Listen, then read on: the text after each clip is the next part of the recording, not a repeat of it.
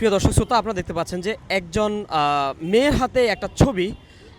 দেখতে দেখা যাচ্ছে সেই ছবিতে একজন আলেম, কিন্তু আমরা যতটুকু জানতে পেরেছি উনি একজন আলেম না, বলতে গেলে উনি একজন প্রতারক, উনি একজন জালেম বলা যায়।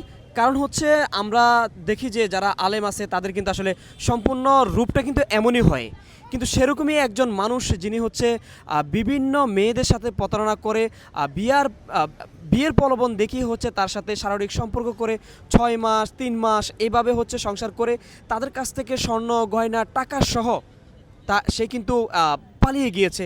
এবং সেই সেই তার মধ্যে থেকে একজন মেয়ে কিন্তু আমাদের সামনে এসে উপস্থিত হয়েছেন। আপনারা দেখতে পাচ্ছেন এই মেয়েটি, আপনারা দেখতে পাচ্ছেন।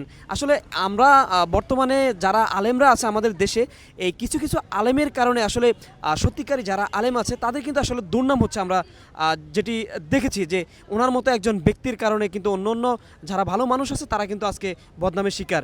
এবং একজন আলেমের মতো চরিত্র হয়ে, মানে দেখতে আলেম কিন্তু মেয়েদের জীবন নিয়ে কীভাবে ছিনিমিনি উনি খেলেছেন, কিভাবে মেয়েদের জীবন নষ্ট করতে হয়। ওনার নাম হচ্ছে আবু বকর সিদ্দিক। ওনাকে না দেখলেই আসলে কোনোভাবে কল্পনা করা যায় না যে আসলে এই মেয়েগুলোর সাথে এইভাবে তিনি করতে পারে।